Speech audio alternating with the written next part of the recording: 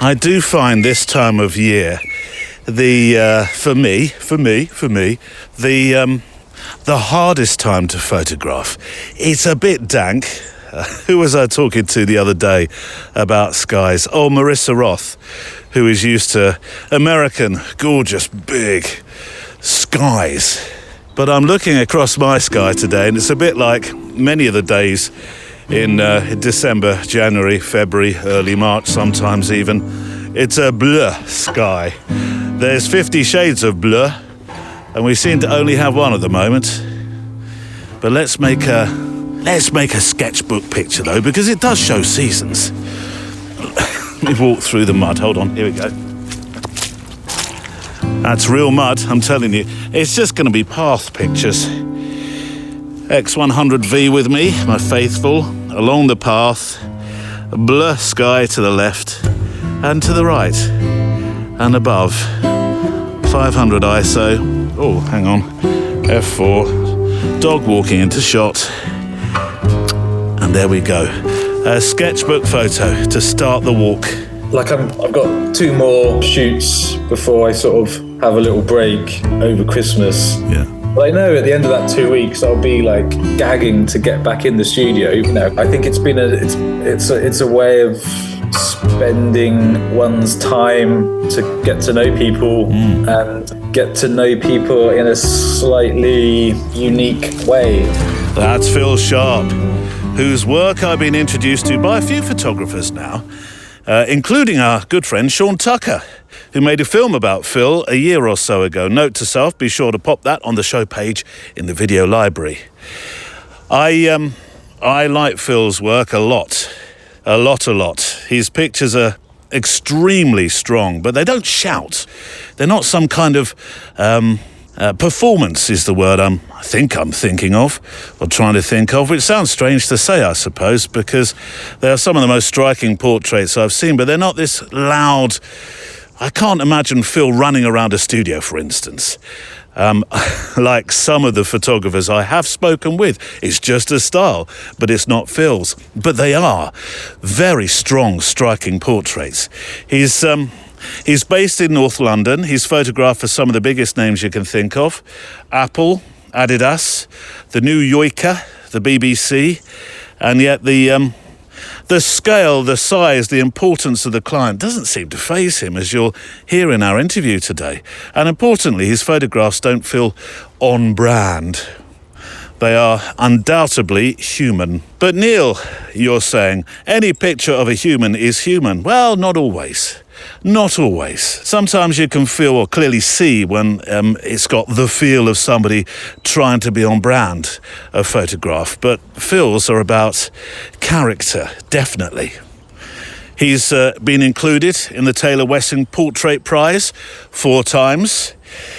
On paper, with all his achievements, he sounds or reads like a photographer who's cracked the system, if there is one. Because one thing you really can't learn is how to make a bloody good portrait. There's no A to Z. I don't think it's something, well, you can learn it, but I think a lot of it is not about learning, it's about experiencing. And there's a fair amount of being natural at it as well. He doesn't micromanage his shoots. He doesn't sculpt expressions or choreograph the emotion and the tears that you see in some of the pictures in his portfolio. He is, and I'm going to use an overused photographic word now, stand by for the klaxons, or rather he gives people space. And he lets the whole shoot breathe, which can be tricky in a world that's constantly shouting for attention. Today's conversation really is about trust. It's about patience. It's about the patience of Phil's sessions, that's for sure. And I like to think today is also about that permission that a camera gives us to sit with another human being and simply say, stay here for a while, would you? Let's have a chat and make a few pictures while we're at it. Today on the Photo Walk. The music during the session really works when it's affecting me as much as it is my sitter. What is perfection in an image? I think you have to introduce some randomness. People always used to sort of say in job interviews or whatever, like, oh, you know, you say, oh, like I'm a fast learner. Like, I think I'm a slow learner. Yeah, I think it's all about experimentation. I don't have any real plan before a shoot other than, I'm in my studio, I'm using my camera and lighting and background, so there's that. So I don't know, it feels, the older I get, the more I'm like, is it a sort of weird thing to do? Maybe I have a way of drawing out people's vulnerabilities. That's Phil Sharp, my guest on the Photo Walk show today, the final one of 2025. Next time we talk, it'll be 2026, obviously. Alongside Phil, I'll be sharing some of your letters, your stories and thoughts you've sent in about life and your adventures with a camera as we walk together. It's a show that is shaped by you as much as my wonderful guests, which is what makes this time together each week feel so personal. I'll peek into the mailbag in a moment just to see what's in there, but before that, thank you to our Patreon members of our community, our extra milers, as you're known, because your belief in this show and your desire to keep us walking together week after week is the whole why, the whole how of this podcast. I'll be telling you more about where the podcast is heading in 2026 in the Extra Mile edition today. A quick word about our sponsor, who also helps keep the lights on around here. ArtHelper.ai is built for photographers who've got work they believe in, but freeze the moment it comes to actually putting it out into the world. You know that feeling, I'm sure. The pictures are done, the hard part should be over, but suddenly you're stuck staring at a blank screen, wondering how on earth you're supposed to turn a photo into a post, into a mock-up of something on a wall, and something that might actually go on to sell. That's the bit ArtHelper.ai steps into. They help you shape the words and the visuals and the emails around your images without expecting you to be a degree level marketeer or making everything sound salesy yourself. It doesn't tell you what to photograph, no, it just helps you talk about what you've already made. So if you've ever thought, I'd like somebody else to handle that part, you can try it for free for 30 days. Just head to arthelper.ai, use the code PHOTOWALK, and as always, help for the show is genuinely appreciated. Right, on the show, Phil Ferris is fascinated by the study of bottoms, although it's not quite what it seems. Kathy, just talking to Phil's wife now, fear not, Phil has not gone all strange on us. You don't have to take his hall pass away. Well, not yet anyway. Maurice Haggerty is claiming a long service listening medal of sorts. Jack Antal is in a much sunnier San Diego, urging us to make books. And Per Berghaug is in the Norwegian mountains with some thoughts about age. The playout song today, I think, is the best one of the year, with a few accompanying words I like to say about 2025 right at the end of today's show. So you will have to wait for that. But listen, we're only just starting. So shall we walk? Get those checklists out. Coffee, check. Garibaldi's, check. Walking boots, check. You got some spare film or an extra SD card? I reckon so, check. And some brunost for later on. My Norwegian friends will know what that is, even though I've probably completely ruined the pronunciation. Let's walk. Thank you so much for your letters and the messages that you've sent in this year. Your reflections on walking and creativity and photography, they really are the glue to hold this whole podcast together. And I'm so pleased to have walked these paths with you, wherever those paths are in your part of the world. If you've written in this year, thank you. If you're still waiting for your letter to be read out, it could be any week now. In fact, I'm recording a letters special at the top of a mountain in Austria shortly into the new year, so it may well be one featured in that. But likewise, if you've not written in yet, but you've been thinking, I must do that, make 2026 the year that you do. It doesn't have to be a grand affair, this first letter. It could simply be a hi, I'm here kind of thing. Tell me about you, what you like to photograph, where you like to walk, what plans or perhaps projects you've got for the next year in your mind. Or if you're not a grand plans kind of person, something that you've seen, something that's piqued your curiosity. Like this from our friend Phil Ferris, Phil the Ferris Filter from Cornwallville, who sent in one of those, look, anything can be interesting to photograph, you never know where inspiration is going to come from kind of messages. He sent me a film, actually, titled Unusual Hobbies and Professions. It's a shortish film, but there's a feature 17 minutes and 30 seconds in. I'll pop the film in the video library on the show page today. Do make sure you go and see that show page. All sorts of stuff on there. Links to get linked to go down various rabbit holes, photographic rabbit holes. Anyway, this feature, 17 minutes and 30 seconds in, is all about bottoms. Typical, I thought, of Phil, those earthy Cornish types. Yeah, the feature that Phil sent in is all about bottoms. It's about a guy called Ernie Buttons, who sounds like somebody out of a Roald Dahl children's book, doesn't he? Ernie Buttons? What would Ernie Buttons look like? But the reason Phil's written in to make me aware of Ernie Buttons is because this guy has made a whole project based on something he does when he gets in at night from his day job. Now, I know our Keith, Captain Keith, who's listening at the moment. I think his ears are about to prick up because he noticed that when he gets in and has a tot of whiskey, that when you put the glass down, in the morning when you come back to it, and if you look up through the bottom of the glass or into the bottom of the glass, there's this heavenly, amazing pattern. Have you noticed that, our Keith? And these patterns have become photographs. And then they became articles in magazines, exhibits on a wall, and features in American TV shows, which all goes to show that you never know where inspiration is going to come from, do you? So, Phil, thank you for this. A very inspirational note and a timely reminder to say, look around you. Look at the stuff that is your day-to-day and see what kind of art you could possibly make from it. I will leave a link to Ernie Buttons' whiskey art on the show page today.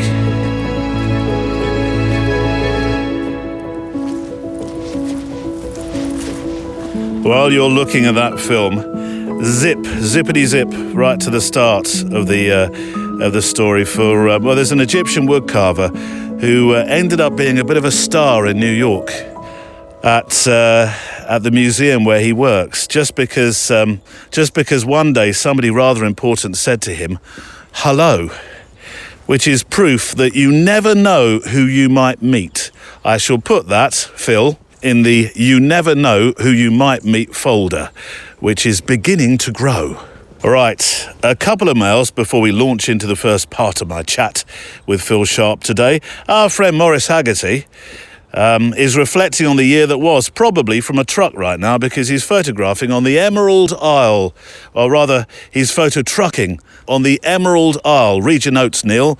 Read your notes. I will. Edit that bit out. No, I won't. Okay. Neil, I just got my Spotify statistics for 2025. My top podcast was, drumroll please, go on, say it, Morris, The Photo Walk. Ha!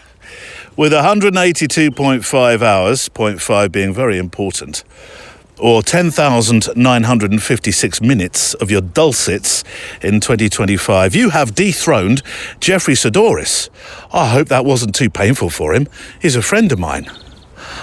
I'm not sure how to feel about that. Dethroning a friend is not something that's going to earn me a Christmas card this year. Pups, come away from there. Don't you dare. Morris, there's a... this way, come on. This way. There's a sort of...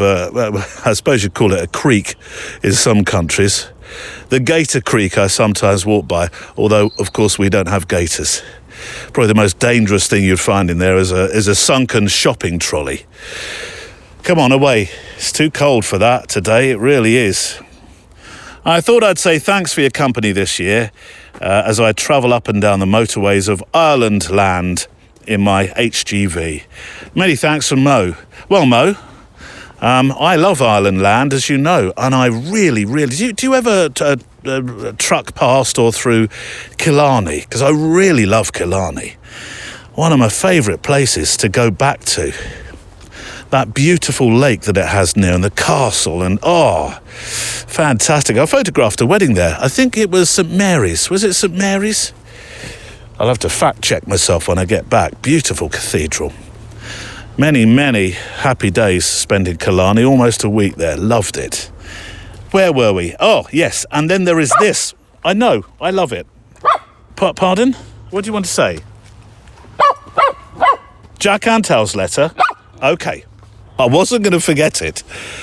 Hello, my name is Jack Antel. I'm a 31-year-old photo hobbyist writing to you from San Diego, California land.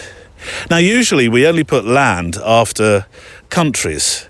Ville goes after, like Newburyville, Thatchamville. Berkshireville goes after states, counties, cities, towns, villages, that sort of thing. But I think I'm right in thinking, if I think again, that California, I hope I don't offend somebody now. It's so difficult these days, isn't it, to know what to say, the right thing, that is. I think in California, don't you think of yourself as a separate country anyway? Have I got that wrong? If so, I'll give you an address that's not mine to complain to. It's my first time writing to you here since I started listening to the show back in 2020. Quick side note here, the dates and age is important for a letter coming up later. Jack, you were, about 26-ish when you started listening. Just park that one, please, everyone, in the "we'll come back to it later" pile. I've always enjoyed listening, says Jack, but figured now is the best time to contribute. The Photo Walk's been a consistent show in my podcast lineup throughout the years, and I'm always encouraged and inspired to get out and shoot whenever I tune in. I love how much passion you have for photography and the joy you get from your walks with a camera. It's totally felt through the show. I mean it, Jack, I do. After listening to you for so long, I feel I've gotten to know you in a way, so it would be remiss not to tell you about this recent project of mine. Well, you don't remiss any longer, Jack. Tell us. Throughout the past few years, I've been working on my second photo book, called Depth of Field, that finally launched last December. It took me about 4 to 5 years in total to complete it. Oh God, I'm so pleased you didn't say 6 to 7 years. Otherwise, I'd have feared a load of youths would jump out for that bush over there and do the 6-7 thing. 6-7! And if you don't know what that is, consider yourself very lucky, by the way. You talk about the importance of books so much on the show, and I couldn't agree more.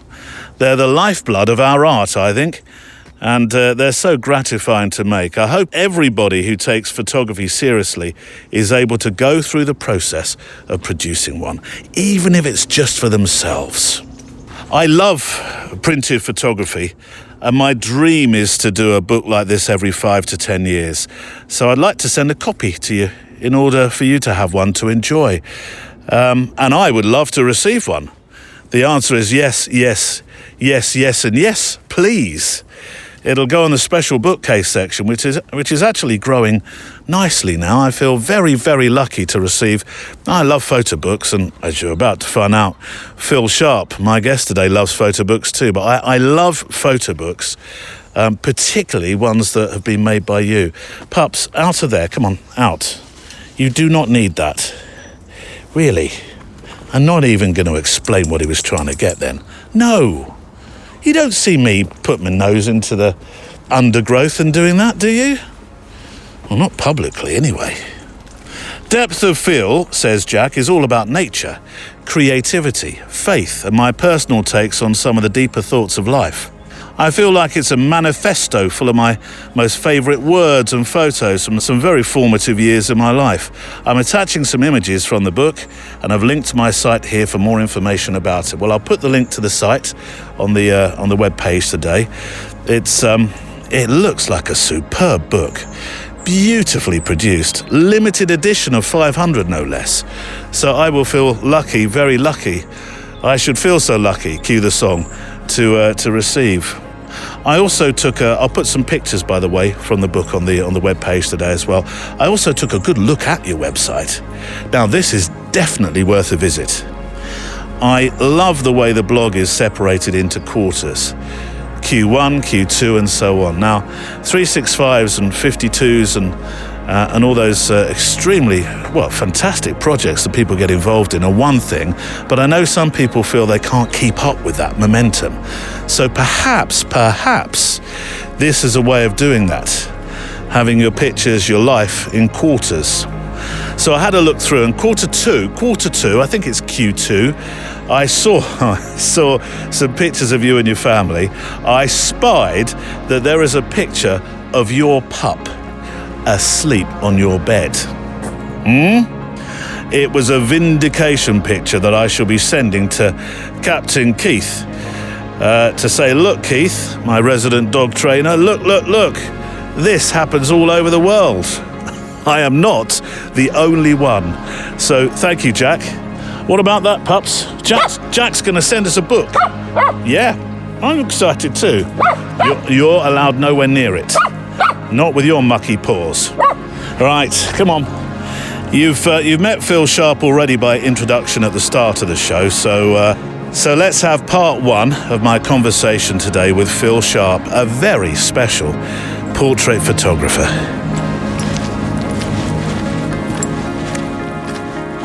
Phil, you started as an assistant, which seems to be it's like a route less people are able to take these days. Do you think that's because there's more photographers and never enough studios, or not enough studios? I know we're always saying there's more and more photographers, but there really are. I mean, I felt like it was fairly hard to assist 20 years ago, to be honest. I mean, I'm trying to think, in London, did I ever really assist anyone that I didn't know? Like, I would have emailed thousands of photographers, and I don't think I got a response. I lived in New York for a couple of years, and the sort of vibe there is a bit different. You can kind of email people out of the blue and, get a response. Was there a route in photography that you almost went then, which fortunately for us who love your portrait work, you didn't go that way? Was there a moment where you thought, I quite fancy landscape, might do some commercial work, could get involved in interiors, I suppose, because there's a wide world and breadth of things that you can do. Yeah, I mean, I suppose, always wanted to sort of make a living at it. So I think if I'd have somehow landed upon a way of making money doing landscapes, I might have sort of gone down that road perhaps. But I do enjoy photographing people, and I enjoy being around creative people. So probably inevitable in some way that I have ended up as a portrait photographer. I mean, I enjoy I do other types of photography for, more for pleasure than for money. But I think taking good photographs of people is quite hard. So it always seemed to me like if you can learn to do it well, then it's a way of making a living. Portrait photography feels it's endlessly compelling to me, probably because I really love a story, which I know you do as well. And it seems a really great way to get to know people you otherwise would never have a chance to meet in life. Was that what eventually really drew you to this form of photography? It's a byproduct of being a portrait photographer, is that it sort of opens doors. I mean, and generally the people who need portraits are people who have made something or sort of do something of note. So it's almost a sort of byproduct, I suppose, rather than an intention. I mean, at least I think how I've sort of gone about my career. There's obviously amazing portrait photographers who will go, to a small town or a fishing village or, and sort of make portraits in a specific sort of place, and with people who, are not necessarily of note in that sense. But again, I guess the sort of essentially sort of commercial approach is that it's going to be magazines who want an image, or it's going to be individuals who want an image. That's the sort of road I've gone down, I suppose. What is a typical person that arrives at your door? Why do they arrive at your door and not somebody else's? You have to ask them, I suppose. I mean, I've already talked a bit about how my approach is sort of commercial, but commercial in the sense that I want to get paid, but I shy away from anything too commercial, I suppose, because I don't really want to have to deal with loads of voices. and loads of different people's opinions. And so I don't know. I mean, I'm sort of lucky enough. I've sort of chiseled out a little area of the industry where I've kind of started to turn down some more commercial work just because I know there's going to be loads of voices. The lump sum of money I might get for that sort of work might be quite a bit more than what I sort of usually get, but I know it's going to take up a lot of brain space and ultimately quite a lot of time anyway. And I'm going to make work that I don't really like. And I don't know, it's just a headache. And so, a lot of what I do is relatively sort of lower paid, but I don't have to deal with the sort of corporate commercial world too much. Does that stretch? I mean, I can't imagine, having seen that wonderful film you did with Sean, I can't imagine that there's a troupe of hanger-oners that come into your studio with a shoot. I would imagine you like to work in a very quiet, a very personal, a very private way with your clients. Yeah. Probably 70% of my shoots are just me and the person that I'm photographing. Yeah. And that's kind of how I like it. I mean, I did a shoot this week with a film director, and there was like a hair and makeup artist here. It was commissioned through a PR company, and somebody from the PR company was like, I can come down and cheerlead. I think the subject will be a bit nervous, so, I can come down. I sort of said it's not necessary, and you're welcome. You'll be welcome, but I find it doesn't necessarily help. So try to put it in the politest way possible. Of like, if you didn't come, I don't know. You sort of, I kind of want my sitter. They're going to feel uncomfortable and nervous, and then to sort of find it in themselves to get over that and sort of deal with it, and then find a sort of, I don't know, a place where they have become comfortable in the situation. And so weirdly, like having people around, I don't know, you never really get to that level. Well, as if they're performing for somebody else instead of you, as it were. If performing's the right word, which probably isn't. Yeah, exactly. Well, they haven't just surrendered to the process. Yeah. They haven't confronted the sort of fear or whatever it is. And then just that thing of like, if you're not really contributing, if I'm shooting for like 2, 3, 4 hours, inevitably whoever is not sort of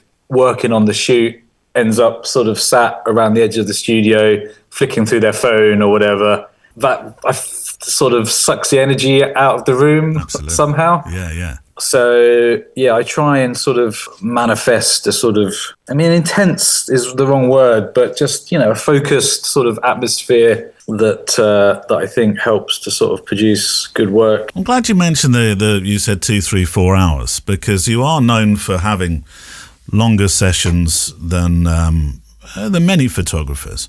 I know that there is this thing, possibly more in showbiz, where you get 5 to 10 minutes with somebody, and that's not your kind of shoot at all. But these longer shoots you do, where you really get to know somebody, how does that work? And does the sitter know that that's likely to be the case when they arrive?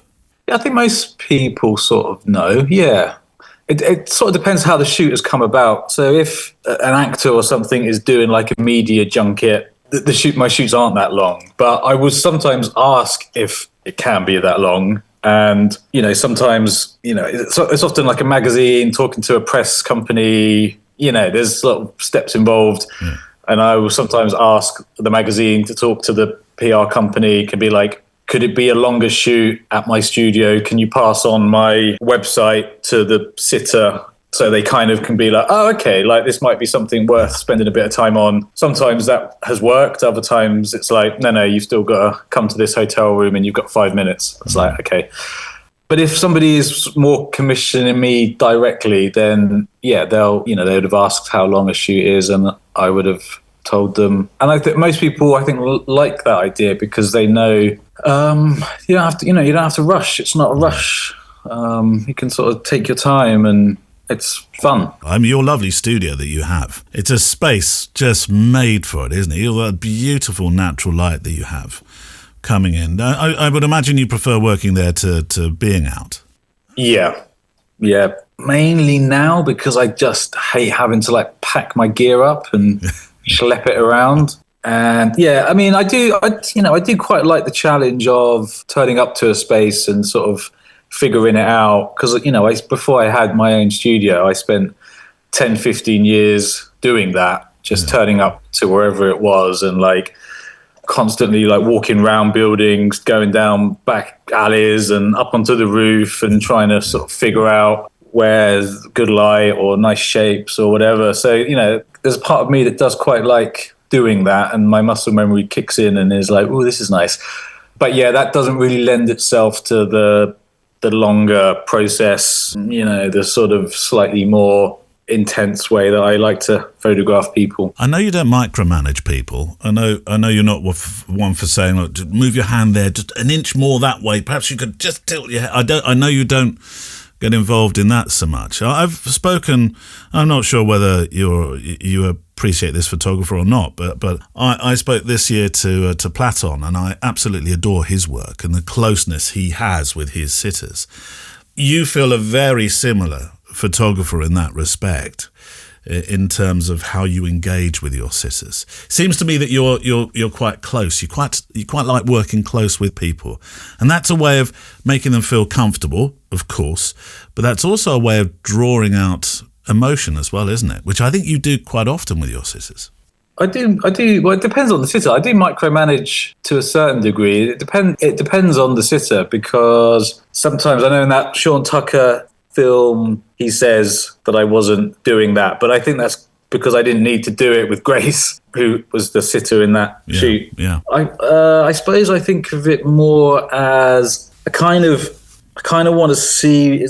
I kind of want to see what my sitter just does naturally, and you know, and then I am sometimes like turning your head tiny bit this way, moving your hand a tiny bit that way, but I do that to a certain extent. But then I am encouraging my sitter to like understand, like, you can do that yourself, really. Once you've understood that it isn't, I don't know, it sounds contradictory in the sense of like it doesn't matter what my sitter really does, as long as it feels like, as long as they've made it feel like it's sort of come from them somehow. Which is, you know, easiest to say to like an actor or somebody, you know, an actor will sort of understand that sort of language a bit more than an architect or a footballer or a politician or something. There has to be a certain amount of flexibility, and it just depends who you're working with. My technique and how I deal with people, it's not really a one size fits all. No, I wouldn't imagine so, no. I start off sort of further back from a sitter to kind of warm them up, I suppose. So I'm not, 10 inches away to start off with, but then, I guess I sort of work my way in.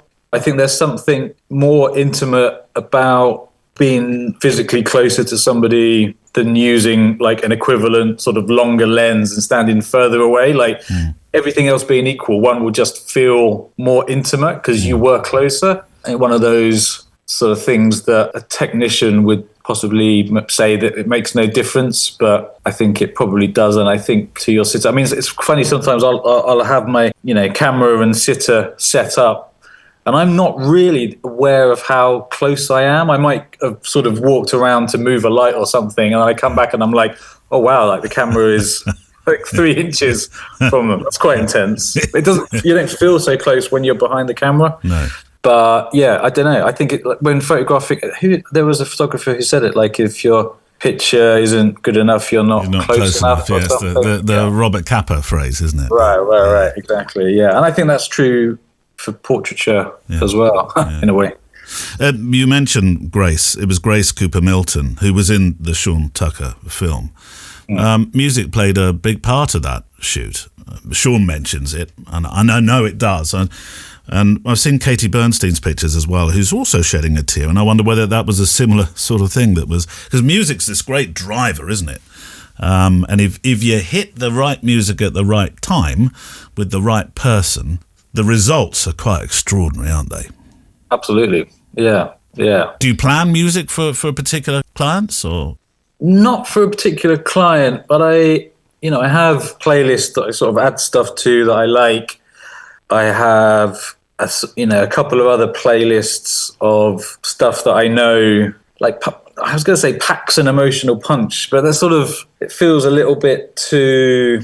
Contrived, perhaps? Yeah, contrived, or like, like it's sort of trickery, or, and it's not often not pieces of music that are particularly well known, or... But yeah, the music is really crucial. You know, there's one piece of music at the moment that, I don't know, it's really kind of played a sort of crucial part in the shoots recently, I think. And do you mind sharing what that piece of music is, or is that a trade secret? I might keep it as a trade secret. Well, because it feels so personal, and I think if I do have a couple of plagiarists, and it would make me sad to think of them that they were doing the same thing as you, carelessly putting this piece of music on without understanding like why it's such a, like, you know, I think the music during the session really works when it's affecting me as much as it is my sitter.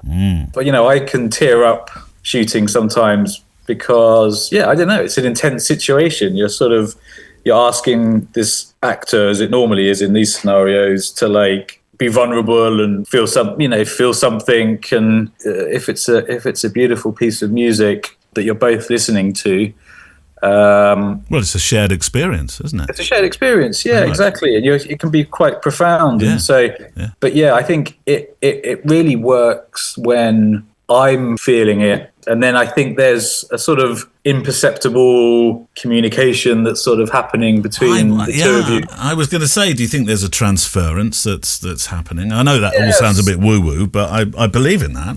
Yeah, exactly. I think it is a bit weird. You know, if there's like an amazing piece of music and it will like make the sort of hairs on the back of my neck stand up, and then I almost sense that my sitter has sensed that. Yeah. And it is a little bit inexplicable, but I don't know. It happens enough for me to sort of trust, to sort of think it's happening. But sometimes it's not always that. Like, I sort of added a piece of music to a playlist because I'm like, oh, that's quite nice. You know, I'll add this.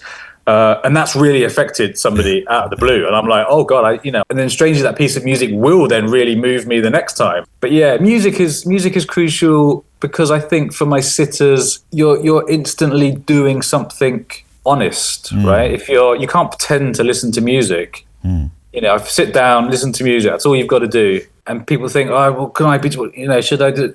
No. Just listen to the music. That's all you've got to do. There's an honesty. There's an instant honesty to photographing somebody listening to music because you're doing something honest. I have to ask them because I saw your pictures of John Lydon. Now, I interviewed John Lydon many years ago. And I have to say, of all the people I've ever interviewed, he would definitely go into the top 10 of people that have made me feel slightly nervous. Not because of him, but because of this enormous reputation he has, this larger-than-life character. You're going to say we weren't listening to music now, but I'd be intrigued to know what you were listening to when you had John Lydon in the studio. There's a challenge. Yeah, no, I mean, sadly, you are right. We weren't listening to music. Oh, no. We had the football on. He was watching Tottenham versus West Ham. Okay. When I arrived, and I know he's an Arsenal fan. Yeah. And it was quite a big game. I mean, it's just 10 years or more ago. And I was like, oh, what's the score? And it was, 0-0 or whatever. And I said, who do you want to win? And he said, I hope they both lose. That is classic John Lydon, isn't it? It's a John Lydon thing to say. Yeah. You living in Tottenham, does that mean that you wear the white shirt but wouldn't dare say that to John? No, I'm a Watford fan. I do live in Tottenham, but I'm a Watford fan. Okay. So yeah, we didn't cross. But yeah, I remember. I think he was having really problems with his teeth or gums or something at the time. Right. So in a way, like, he did sort of express a fair amount of vulnerability. I think after a while, he wasn't sort of. I think he sort of has a persona. You're right. He does have a persona, and it's very difficult to break through that persona with John. When he comes into a studio, whether that's sound, as I've experienced, or with you, photographic, he is John Lydon. He's going to be John Lydon for the next half hour, whether you bloody like it or not. So there's a challenge to try and break that down. Did you try to do that? I don't think I went out of my way to try and do that. But I think when you just sort of start talking about something, I think his partner had been unwell as well or something. And again, I think it was just me. It was me and a mate who is a musician, wasn't a photography assistant, was just just a musician mate of mine who was helping me sort of carry my bags and stuff. And I don't know, I think we probably have quite a a fairly sort of chilled approach where we were chatting about football for a quarter of an hour before we sort of started. And I didn't have loads of equipment or whatever. I would have had just, maybe one little light or something. So I don't know, I think he was fairly disarmed. He gave me some of the classic sort of Johnny Rotten, John Lydon sort of stuff. Yeah, I don't know. I remember feeling a bit sorry for him in a way because he seemed like he was having tooth trouble, which is horrible for anyone. Not the way you want to turn up at a shoot, is it?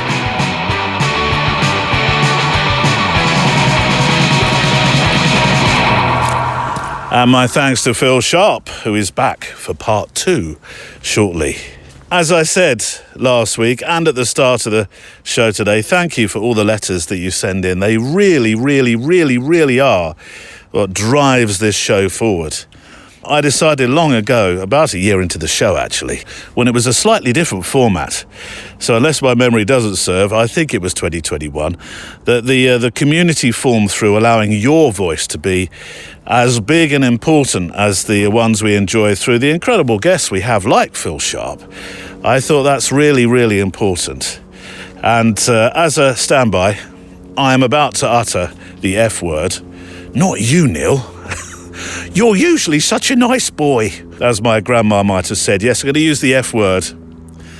As a format, the photo walk has certainly given us and our community a horrible corporate expression now coming up. Probably worse than the F word, actually. In fact, it's an acronym.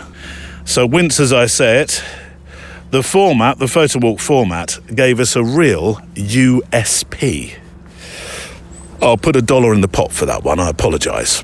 So if you haven't sent a letter in yet, then make 2026, as I say, the year that you do. Send to stories@photowalk.show, stories@photowalk.show, which is the same email address for the pictures you send to. But if you can, resize them to 2,500 pixels, which is the preferred size of photographic dish around here. That would be absolutely amazing.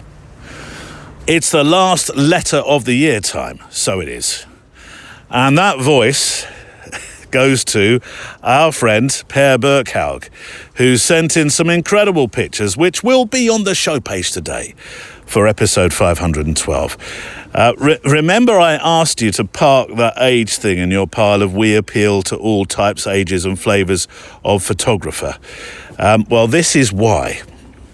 Hello, Neil. I thought it was about time to write in again, even if I'd love to do it the old-fashioned way and send you a real letter or postcard. I'm just finding this email thing a bit easier. Well, it's okay. I like to pretend the emails are actually letters anyway. According to some, says Per, emails are becoming the old way now. See, you beat me to it, because there are some that think of it as, my kids were, it's antiquated, sending an email, get with it, Dad. I'm not quite sure what they think of as having replaced email.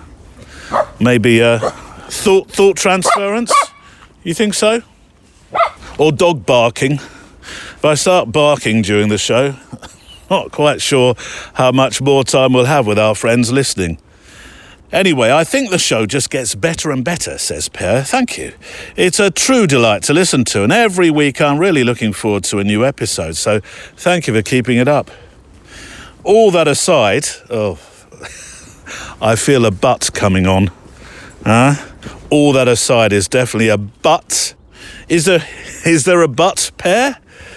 Not the type, obviously, Phil Ferris was thinking about at the start of the show. But let's not end on a but. This is the last letter of the year. We want to end on a positive note. As you know, I'm a diligent listener of this show, he says. And whilst listening to the most recent episode this morning and catching up on some reflections and extra miles together, it struck me. Are all photographers older? Or at least become grown-ups? Do you have any statistics on the age of your interviewees or photographers in general? I haven't done any particular research on this topic, but at least from what I can gather from social media, don't trust that. There are fewer younger photographers out there, and by younger I mean in their teens and early 20s. I found some, and the few I follow I think are pretty good, says Per. Perhaps some of them would be suitable to include in the show. Very good point, Per. Very good point. I think we should let the youth on.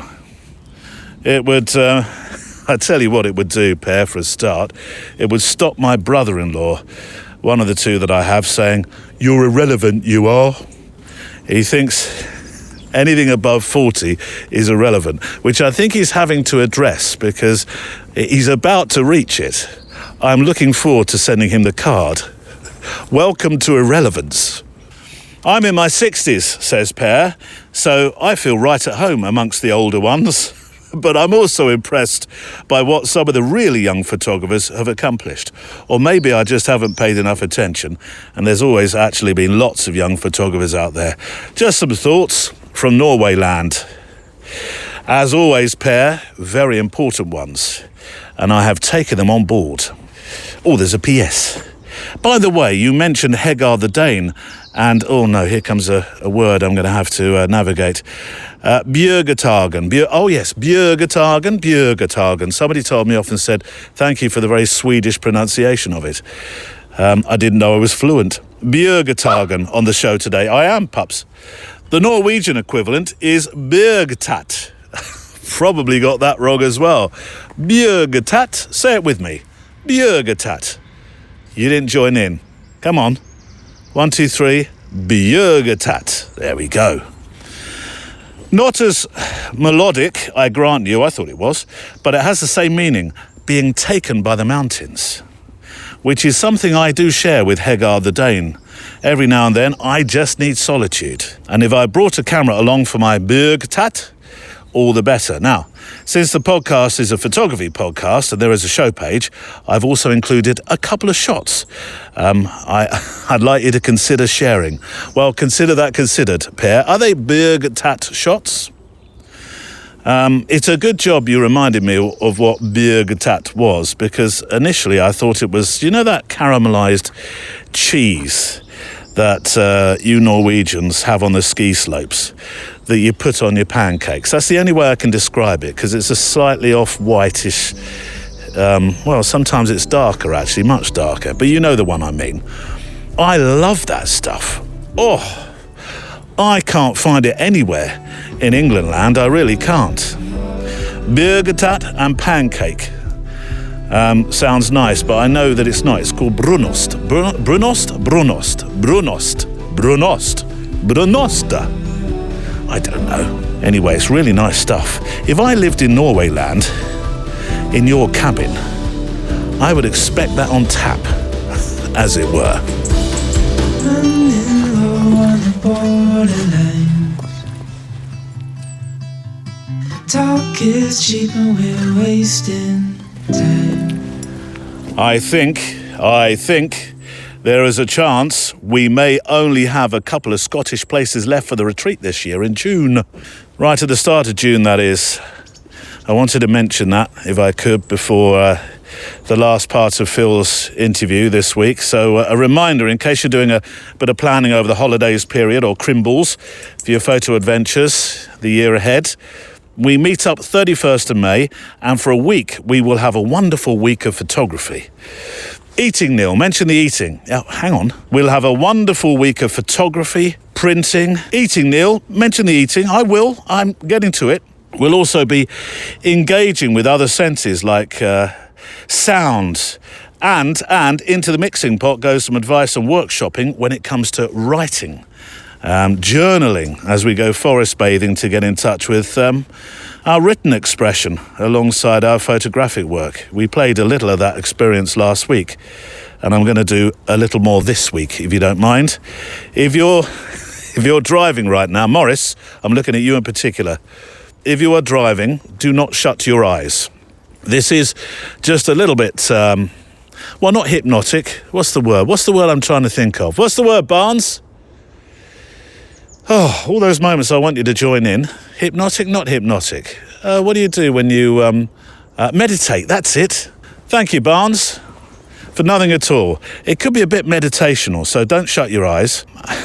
But have a listen to this. in wonderful Scottish woodland, and I'll come back to the food for my other listener in a moment. So the purpose of the workshop is to explore different approaches to text that you might put alongside your photography, to give you some ideas, some inspiration and some courage to try different things.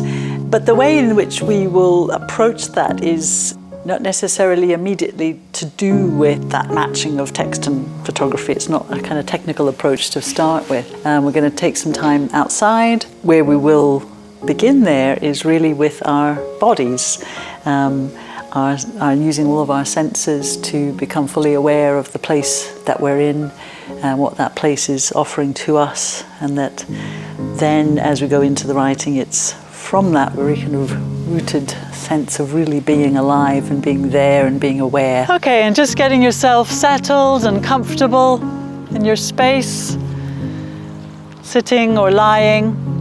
And feel free to shift your position during this time if you need to move to be comfortable. And just closing our eyes. And allow your body to settle into this place. Be aware of your breath.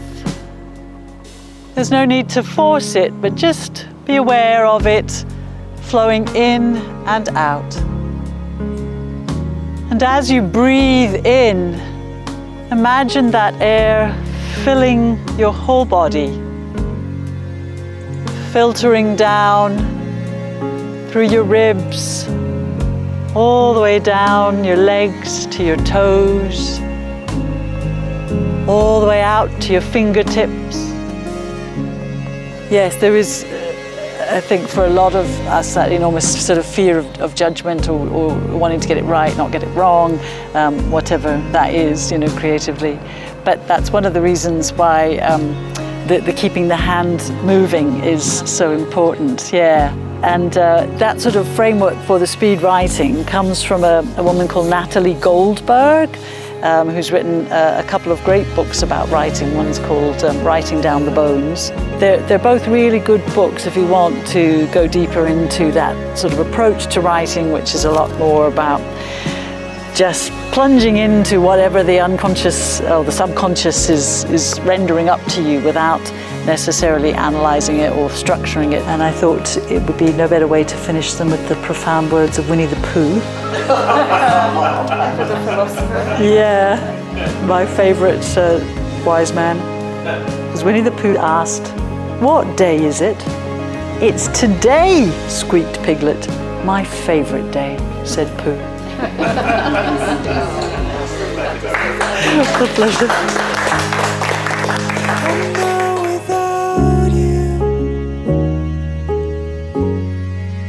I'm not without you.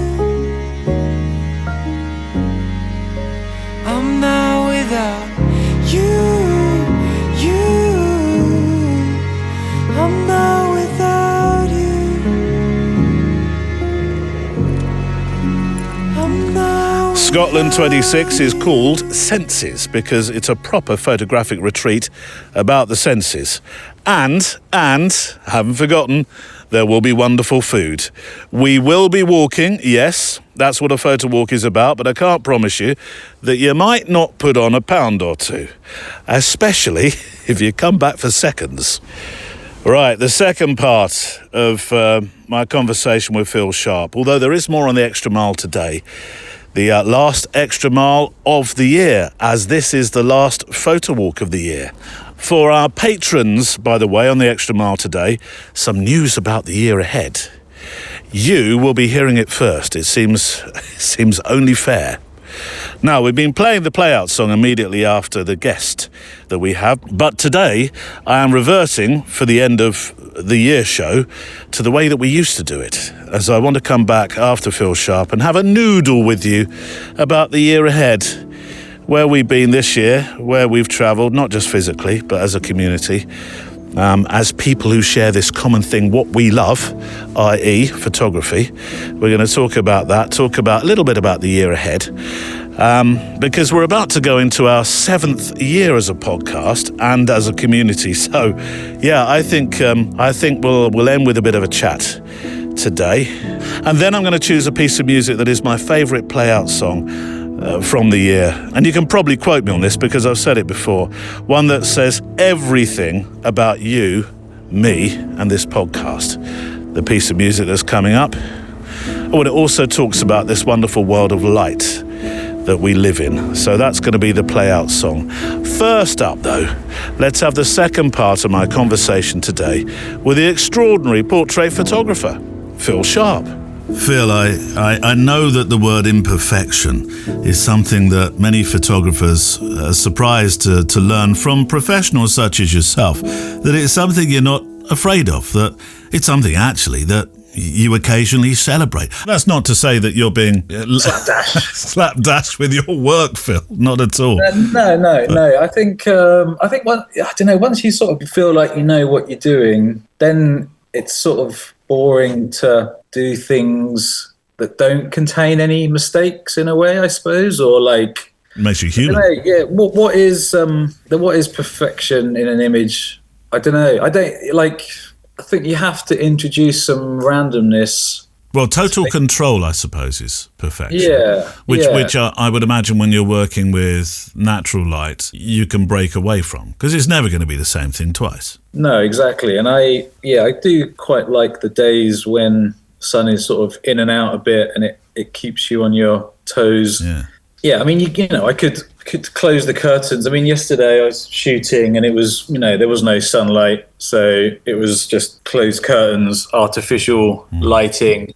But even in that scenario, I suppose I like to introduce a bit of randomness where I'll just sort of throw a couple of lights on and maybe have them pointing in a mirror and just sort of stick that up and bounce a bit of light around and just see where it lands. Just think, well, I don't object to it being there. Let's leave it. Well, portrait photography can be about experimentation, can't it? Yeah, I think it's all about experimentation. I don't have any real plan before a shoot other than, you know, I'm in my studio, I'm using my camera and lighting and background, so there's that.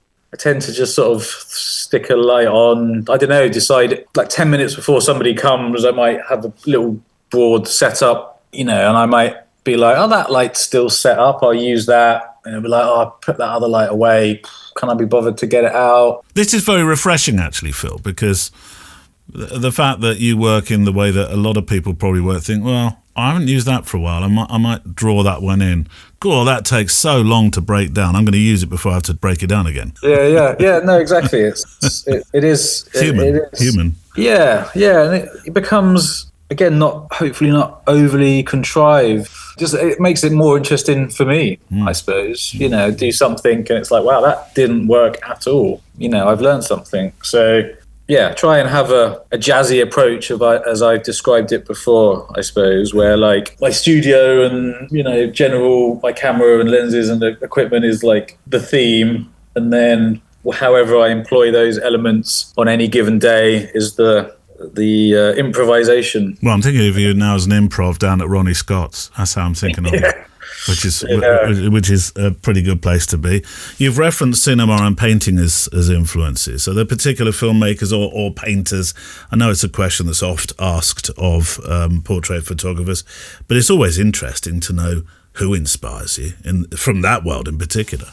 I mean, from the sort of world of painting, I suppose it's the Dutch masters, often, you know, Frans Hals and you know, Rembrandt and Vermeer, these people, and then Bacon and Freud, like Rothko as well. Even though it's abstract, you can look at Rothko for like, you know, how colours sort of transition from one to another. I don't know, even just like textures or like perspectives somehow. I suppose mood as well. Francis Bacon, for example. Yeah, mood and sort of obsession, I suppose, with Bacon. Are you quite obsessive? Yeah, I think so. I take a lot of photographs of people and have done for years. So I don't know, it feels, the older I get, the more I'm like, is it a sort of weird thing to do? What, portrait work or this obsession with always photographing? Well, both, I suppose. I don't know. Like, But I think it's like, I often talk about a passport to curiosity, Phil. You have this complete excuse to be wonderfully, professionally nosy. yeah. Yeah. No, exactly. And you wouldn't want that to end, surely. No, exactly. And I don't. Like, I think obsessions can be, I don't know, not necessarily unhealthy. Like, I've got 2 more shoots before I sort of have a little break over Christmas. Yeah. But I know at the end of that 2 weeks, I'll be like gagging to get back in the studio. You know, I think it's been it's a way of spending one's time to get to know people and get to know people in a slightly unique way, I suppose. Well, Steve Coogan might be a good example of that. Now, I know it's right at the front of your website, so I have to mention it. Whenever I've shared your website with somebody, I've said, look at that picture of Steve Coogan. For many years, I wasn't a massive fan of Steve Coogan, but looking at the way the parts, the roles he's played over the last few years in particular, including that monster of British television whose name I don't want to repeat, he is quite the character. I would imagine is he quite a complex person to photograph? I didn't have a huge amount of time with him, but yeah, I mean, again, maybe I have a way of drawing out people's vulnerabilities, because with him, like, he was promoting a film called The Penguin Diaries, but he had fairly recently finished a run in the West End where he's playing Dr. Strangelove. They put Dr. Strangelove on stage, and he's playing 4 roles as opposed to in the film where Peter Sellers only played 3. And I think Steve Coogan, he was explaining how it was so incredibly hard and how exhausting he was. And he was, you know, fully professional. Like, he's been in the game for a long, long time and had the sort of polish and, you know, presented himself in that way. But I think we were sort of talking about how he had sort of bitten off more than he could chew. I mean, he didn't say this to me, but I think he liked the idea. Yeah, well, he kind of did say it in so many words, I suppose, but he felt like he's sort of one-upped Peter Sellers by playing 4 characters and doing it live. Not in a film where it's like, because, you know, Peter Sellers was famously like, you know, found it really hard to play these 3 different characters. And Steve Coogan was telling me, he's like, you know, I would go off stage for 30 seconds, have a wig change, this change, that, you know, and I'd come back on stage as a different character, you know, and I did that for 3 months, you know. So I think he's a complex character, and I think he probably had some sort of personal one-upmanship on Peter Sellers. I'm almost tempted to say, what does he want? An award? Which I think he got. Talking of awards, you're no stranger to those. Taylor Wessing, Portrait of Britain. Is that validation important to you? I think it can be, and I don't think it's something to be embarrassed by, as some photographers are. But yeah, it's nice. Yeah. It's always nice. Yeah. And it's always good for the mantelpiece, surely. Well, I've never won it, so I've never actually won anything No, I've never won. I thought you had. No, I've been included in the show. Yeah. I always see that as winning, personally. I think if one of my pictures was in it, I think I bloody won that, I did. Well, there is a winner, isn't there? But there's first, second, and third, and then something else. So I've never, but yeah, we can say I've won it 4 times. We'll go with that. No, it's a bit disappointing when I don't get in, I suppose. I'm also, you know, my mum loves it. Obviously, she'd come up to London with her mates, and, you know, have a look around. And she's very funny. There'll be somebody that was in it last year.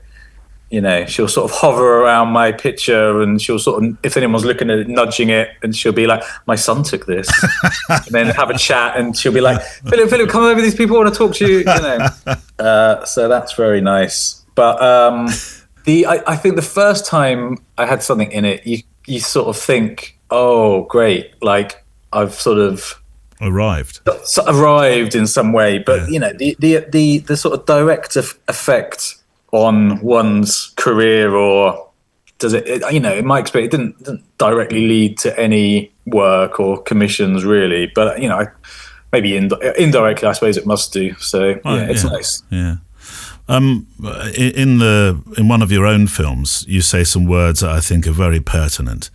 If there are images you love, then have them in your life, which followed a search for a particular picture in a book by a photographer who you couldn't remember actually at the time. And I had this picture of you in a bookshop, pulling all the books off the shelves till you found the picture. But you are a collector, aren't you? Yeah, I love photography books. I think it's by far my sort of favourite way to look at photography, I suppose. Beautiful objects. Yeah, what's not to like? And I you know, more and more, like, I find myself wanting to reject digital media in general, I suppose. The malaise, perhaps, of social media, maybe. Yeah. Well, and just knowing that, you know, I mean, without wanting to sound too sort of tinfoil hat, just, you know, how every click is sort of registered and is basically our data just being sold. It's all, you know, we're just sort of these people who are being like marketed to, and so, you know, any sort of physical media, just, I don't know, I've started to buy like 4K sort of Blu-rays and stuff just to enjoy watching them more somehow. It's like books are the same, and photography books where you're not online. I don't know, it just feels really nice. And I think there's a preciousness to it. Like my daughter, who's 8, has started to occasionally just sort of pick a book off a shelf and have a flick through, and I don't know, there's just this, it's more precious. It's just way more. There's a fascination about analog, isn't there? I remember my youngest finding a slide and saying, "What's this?" So, well, that's a slide. What's a slide? A bit like when he found a VHS cassette of Star Wars. What's this? It's a VHS cassette. Well, it's a bit big, isn't it? What do you do with that? It's a wonderful analog world. I ask a question at the end of all my interviews, which I will keep doing into 2026. And it's simply, why? Why do you do this? What is it about this? Well, you know, the obvious answer is because I'm not particularly good at anything else. But there's always a good reason to do something, I think. And I ask actors, like, how did you get into it, blah, blah, blah. I think those people who are like, there's never really occurred to me to do anything else is perfect, you know, is a good indicator that you're, you know, spending your time doing the right thing. And I think, because I don't find it that easy, I think it's quite hard. I feel like I'm sort of pushing myself. It's a way of making something that crosses the line, I suppose, between sort of craft and art, and I also get to spend time with people and listen to music. I have the sort of instant gratification of making, you know, for want of a better term, visual content, which then people can say, bravo, that's good, you know, and so I get that feedback. So I guess that's all of those reasons. You know, people always used to sort of say in job interviews or whatever, like, oh, you know, you say, oh, like, I'm a fast learner. Like, I think I'm a slow learner. I think it takes me a long time to learn how to do anything. And so I feel like portrait photography is this thing that I am learning to do. And hopefully we'll never stop learning to do.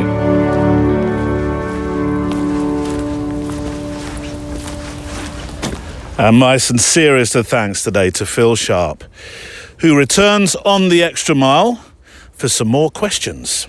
I'm going to do a few other thanks, actually, before the PS for the show. This, I suppose, monologue, which I'm about to launch into, is today's PS, rather than a short quote.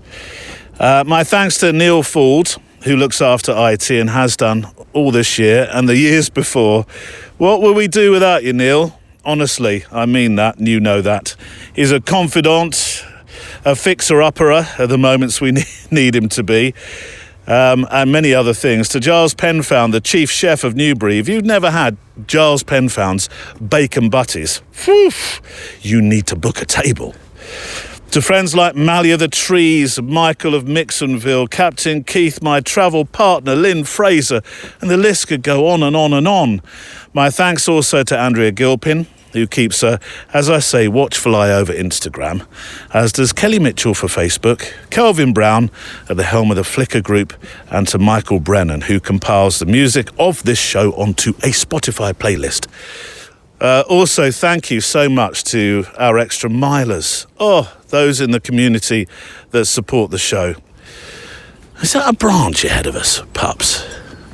Looks like a branch has come down, right in the middle of the... No wonder there's no cyclist powering up and down this path. I thought it was a bit strange, because usually... Oh, hang on. Hold on.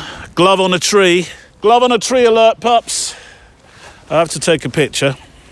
It does look like there's... hold on, here we go. It really does look like, to me... Focus error. Don't be doing focus errors. Here we go. It looks to me like... that branch is not going to let us go any further. Or we're going to have to do some climbing. Look, we'll get to that in a moment.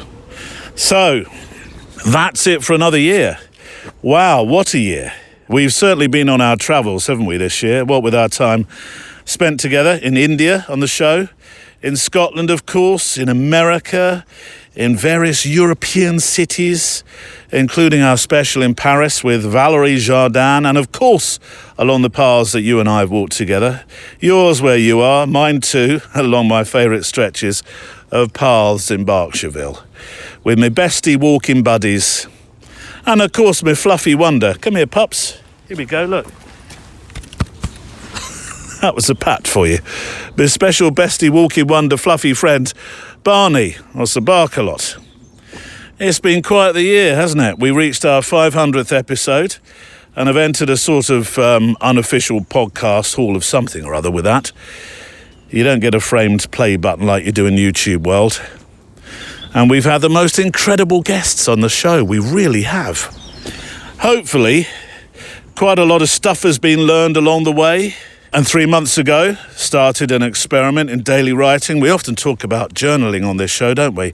So the timing seemed right to have something that fitted that kind of creative outlet. And, on that note, Reflections is having a different lease of life, moving ahead in 2026, all very exciting, which will be revealed first on today's Extra Mile.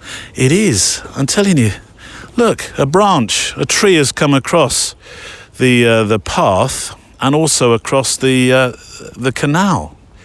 Look, well, no boats are going to get through here, are they? Till somebody comes and clears that up. We're not coming out now, it's nearly Christmas holidays. I know, I can hear them saying it. Perhaps how are we going to get over this branch? How are we going to do this? I tell you what, bear with me. I'm going to have to somehow navigate this. I can easily get over that. Pups, can you jump over that? Go on, hop, hop, hop, hop, hop, hop, hop, hop. Good boy, look at that. There'll be a little face that just pokes out now. Pups, here, look. No, come on, do that face thing. Bye, see you later. Bye. Oh, there he is. Never work with dogs, with animals and children, that's it. Pups, come here, look at me, look. Let's get over this branch, come on, hold on.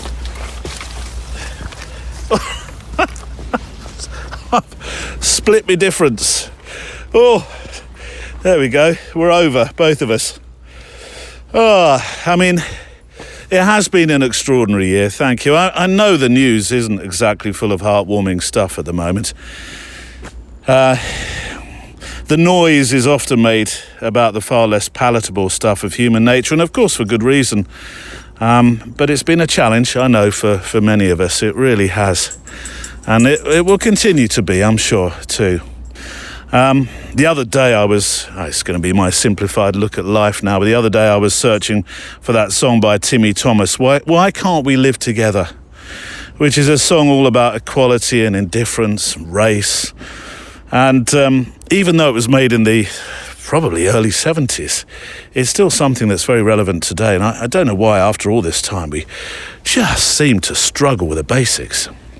But let's not end on a note talking about those who seem to think power trumps common decency, because you and I, and those that walk along with us, I know that we have a common cause and a common love, and that's, I think, for seeing the beauty of this world. Talking of which, I'm not sure, what is this coming up? What's this, pups? It's another one of those boats. We see them along here. People bring their boats along the canal and they moor them up as their last resting place. This looks like, oh look, it's got tarpauling on it. Let me just get a picture. It's got a name. What's the name, pups? The Ollie Roger. I think that's supposed to read Jolly Roger. Let me just get a picture. Let's get one that's a little bit further away. 4.5. 160 ISO. And let's get one of the Ollie Roger as well. The sign. Here we go. It did say Jolly Roger. The J is missing, pups. The Ollie Roger. Well, it's been tied up nicely, so maybe somebody is coming back for it. Perhaps it couldn't get further than the tree, pups. That's what's going on. I know. Anyway, who knows where 2026 will take us? So that's the PS, really. And I think the other PS will be the song. It's called Wings of Imagination by Ian Post. Oh, I thought you were going to mention that one, Neil. Now, I know, yes, I played this song twice at least this year, but I absolutely adore it for the message it has about the good people of this earth, who do still exist. And I'm playing it for the absolute pleasure we have of making our pictures. Because, yes, it's a celebration of imagination. Yes, it's a celebration of the world we share. And yes, it's a celebration of the most important thing that never needs a battery charger. It just needs a few hours of sleep a night to give us the joy that is light. Have a super holidays, and I'll see you in the new year. In a world full of dreams, where the moonlight softly beams, there's a place where wonders gleam, and nothing as it seems.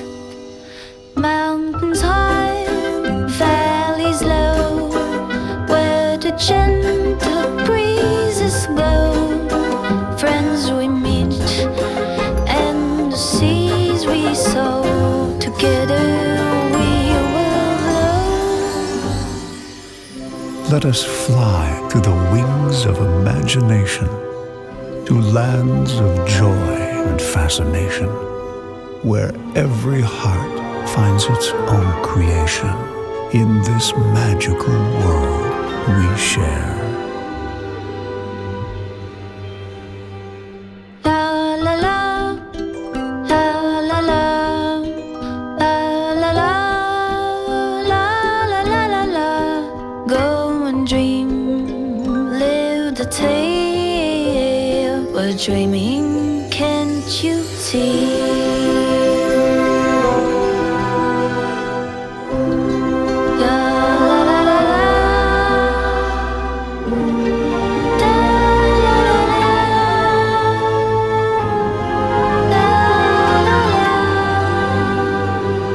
In a plain filled with light, where the flowers bloom so bright, every shade pure delight, we are dancing day to night.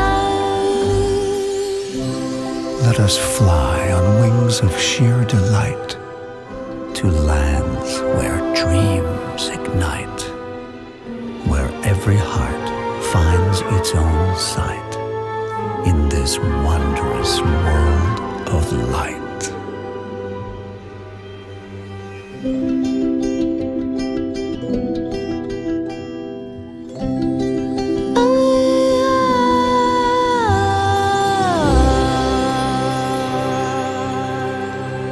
The Photo Walk is a Loading Zone production.